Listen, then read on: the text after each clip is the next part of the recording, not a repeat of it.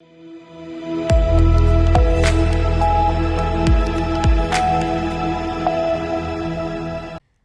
मैं हूं रत्ना और आप देख रहे हैं सी न्यूज़ भारत। वक्त हो चुका है मध्य प्रदेश बुलेटिन का। इस बुलेटिन में हम बात करेंगे दमोह की, जहां बजरंग दल द्वारा की गई छापेमारी में बड़ी संख्या में गौ के अवशेष मिले हैं।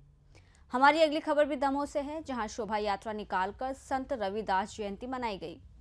अगली खबर भी दमोह से है, जहां बता दें कि बटियागढ़ ब्लॉक अंतर्गत ग्राम फिटेरा कला में सामंती यंत्रालय द्वारा कार्यक्रम का आयोजन किया गया।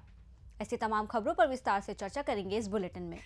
दमोह जिले के देहात थाना क्षेत्र के ग्राम पंचायत किशनगंज में बजरंग दल द्वारा की गई छापेमारी में बड़ी संख्या में गौ के अवशेष मिले, जो स्थानीय चमड़ा फैक्ट्री से जुड़े हुए हैं।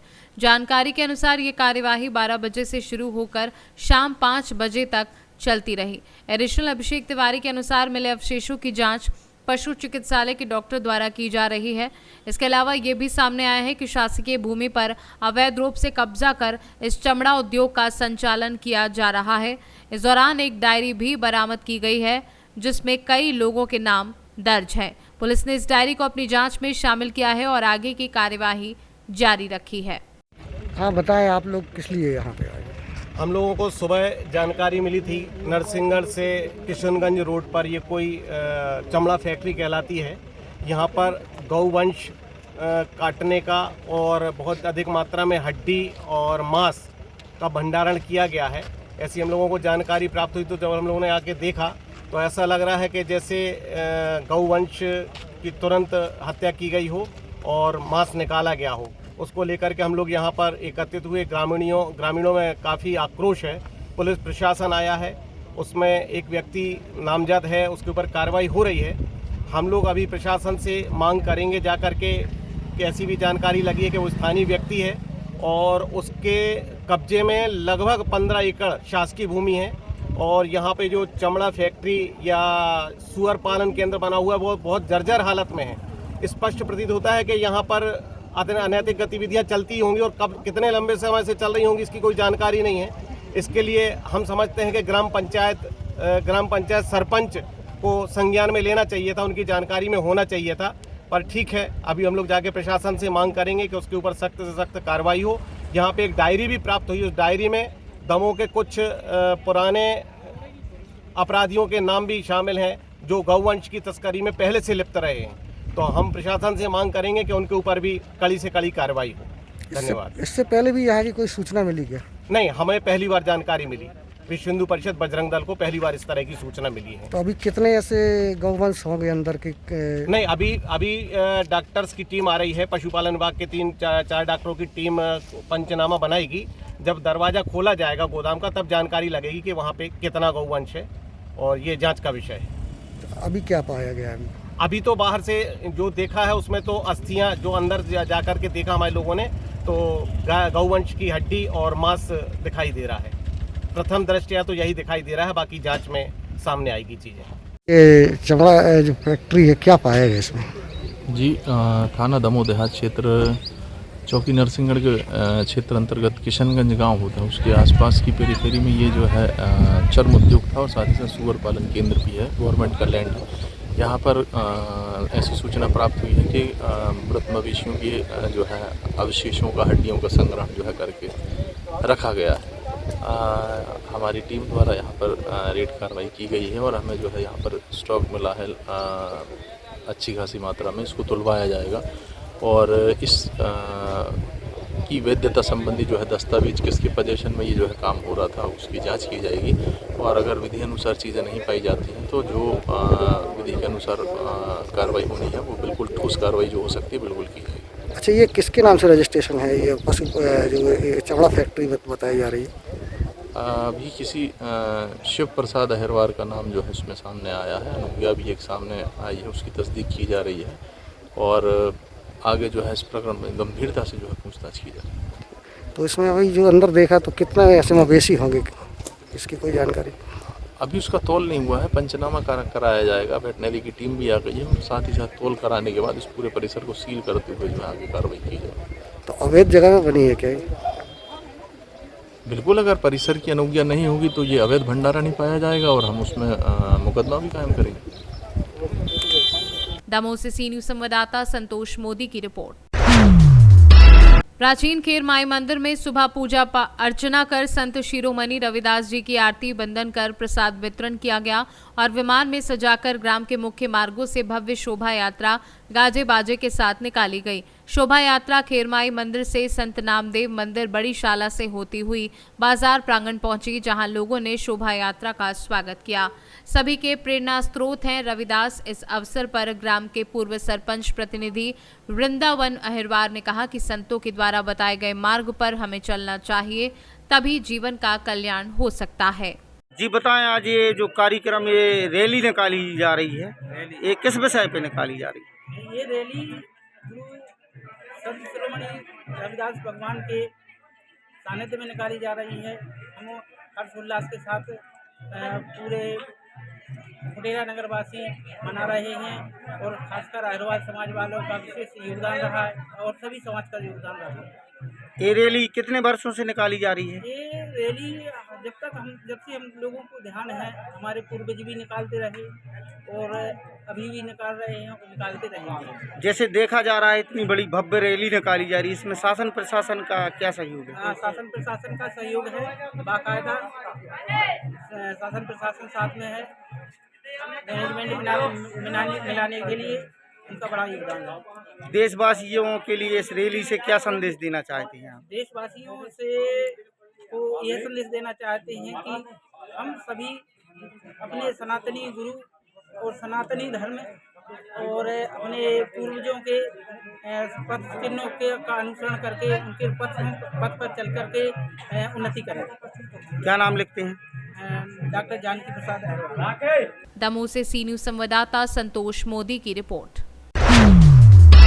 बटियागढ़ ब्लॉक अंतर्गत ग्राम फुटेरा कला में सामंती यंत्रालय द्वारा एक कार्यक्रम रखा गया। ये कार्यक्रम संपूर्ण जिले में हर ब्लॉक अंतर्गत रखा जा रहा है।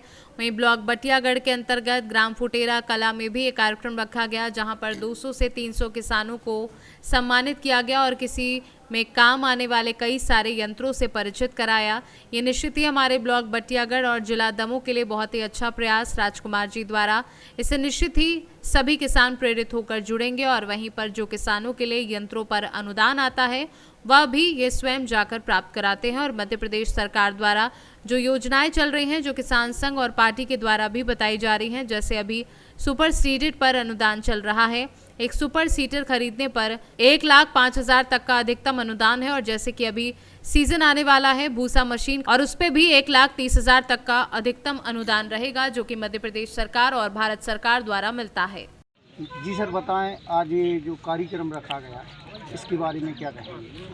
आज यहाँ सन्मति यंत्रालय द्वारा ये आयोजन किया गया था। इसमें किसान सम्मान का कार्यक्रम रखा गया है, जिसमें लगभग 200 से 250 किसानों का सम्मान किया गया है। ये निश्चित ही हमारे बटियागढ़ तहसील के लिए और दमोह जिले के लिए बहुत ही अच्छी मतलब प्रयास है राजकुमार जी द्वारा, और इससे निश्चित ही किसान जुड़ेंगे। और जो भाई साहब ने बोला है कि इनके द्वारा जो किसानों में मतलब अनुदान आता है जो यंत्रों का, वो भी आप किसानों के बीच में जाकर उपलब्ध करवाते हैं, जो सरकार की योजना रहती हैं। मैं भी भाई साहब ने मुझे बुलाया है यहाँ पे, मेरे द्वारा भी अभी किसानों के लिए उद्बोधन रहा, जिसमें मैंने किसानों को किसान यंत्र जो अच्छे यंत्र आ रहे हैं उनके विषय में जागरूक किया और मैं यहाँ उपस्थित हुआ। क्या नाम लिखते हैं? श्रीराम पटेल, भारतीय किसान संघ जिला अध्यक्ष दमोह। जी सर बताएं, ये किसान मिलन समारोह जो रखा गया है, यहाँ से क्षेत्रीय किसानों को इससे क्या लाभ मिलेगा? ये तो कार्यक्रम संपूर्ण ज़िले के अंदर हम रख रहे हैं, हर ब्लॉक स्तर पर या ब्लॉक स्तर में 2-2 जगह रख रहे हैं। जो मध्य प्रदेश सरकार की जो योजनाएं चल रही हैं, जो हमारे किसान संघ के द्वारा या पार्टी के द्वारा भी बताई जा रही हैं, लेकिन जितनी पहुंच रही हैं ठीक है। उसके बाद हम लोग अपनी कंपनी के द्वारा भी, जैसे अभी सुपर सीडर में अनुदान चल रहा था, अगर सुपर सीडर खरीदते हैं तो 1,05,000 का अधिकतम अनुदान था। स्टारीपर का सीजन आने वाला भूसा मशीन का, उस पर भी 1,30,000 रुपये का अनुदान मिलेगा, जो मध्य प्रदेश सरकार और भारत सरकार के द्वारा मिलता है। तो ये जागरूकता के लिए हम सब किसानों को इकट्ठा करके योजनाओं के बारे में बताते हैं और उनको जागरूक कर रहे हैं। लगभग आपके इस क्षेत्र से लगभग 35-40 ग्रामों से किसान मित्र, उन्नत किसान हमारे बीच में पहुँचे मैं सब किसान भाइयों का बहुत बहुत स्वागत वंदन अभिनंदन। क्या नाम लिखते हैं सर?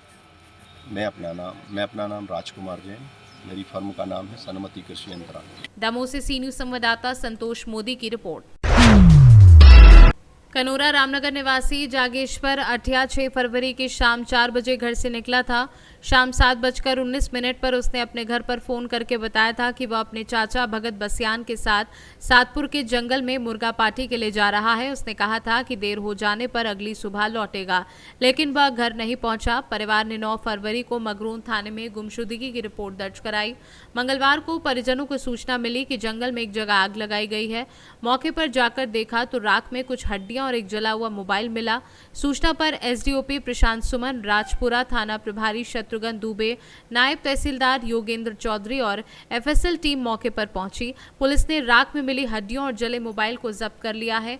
एसडीओपी ने बताया है कि हड्डियों को जांच के लिए भेजा गया है। रिपोर्ट आने के बाद ही स्पष्ट होगा कि ये हड्डियां मानव की हैं या किसी जानवर की। परिवार के लोगों ने अपने ही एक सदस्य पर हत्या का आरोप लगाया है।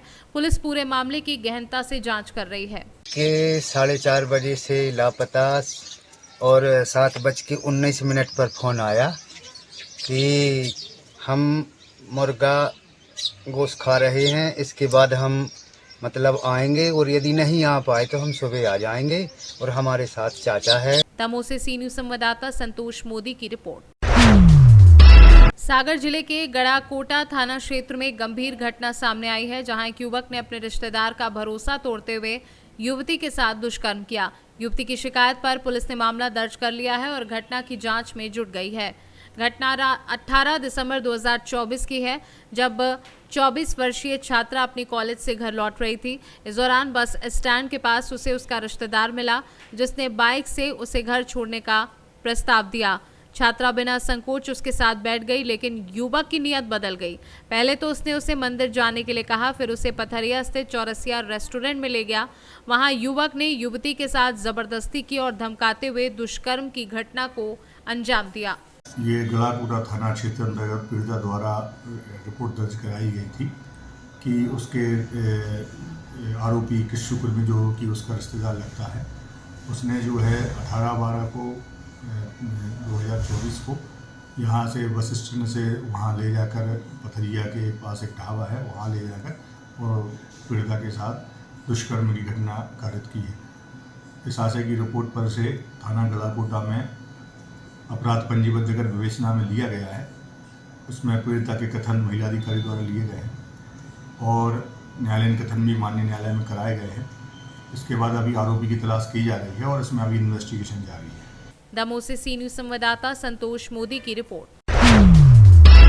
नगरहाटा के लिटिल ड्रॉप्स पब्लिक स्कूल में प्रतिवर्ष अनुसार वार्षिकोत्सव के कार्यक्रम का भव्य आयोजन किया गया, जहां कार्यक्रम का शुभारंभ कार्यक्रम की अध्यक्षता कर रहे पूर्व प्राचार्य आरपी बडूनिया एवं मुख्य अतिथि राघवेंद्र सिंह हजारी, महाविद्यालय प्राचार्य पीके ढाका, जवाहर नवोदय विद्यालय उपाचार्य आशीष शुक्ला, SRH कॉलेज उपाचार्य आशा राठौर, RS असाटी आदि ने दीप प्रज्वलित कर सरस्वती वंदना कर किया। तदुपरांत स्कूल के बच्चों ने अतिथियों के लिए स्वागत गीत प्रस्तुत किया। वहीं कार्यक्रम की रूपरेखा स्कूल की डायरेक्टर उषा असाटी द्वारा प्रस्तुत की गई। इसके उपरांत कार्यक्रम में स्कूल के बच्चों ने अपनी प्रतिभा का प्रदर्शन किया। समारोह के दौरान कार्यक्रम की अध्यक्षता कर रहे पूर्व प्राचार्य आरपी बडूनिया ने बच्चों एवं उपस्थित अभिभावकों को संबोधित कर कहा कि ये वही अवसर होता है जब हम अपने बच्चों का हुनर देखते हैं और बच्चों के लिए भी ये अवसर का प्रतीक होता है, जिसके माध्यम से उनके अंदर की प्रतिभा हम सबको देखने को मिलती है। स्कूल प्रबंधन द्वारा यह आयोजन उनकी बहुमुखी प्रतिभा को सामने लाने के लिए अच्छा प्रयास है। दमोह से सी न्यूज संवाददाता संतोष मोदी की रिपोर्ट। फिलहाल इस बुलेटिन में बस इतना ही। देश और दुनिया की तमाम बड़ी खबरों के लिए देखते रहिए सी न्यूज भारत।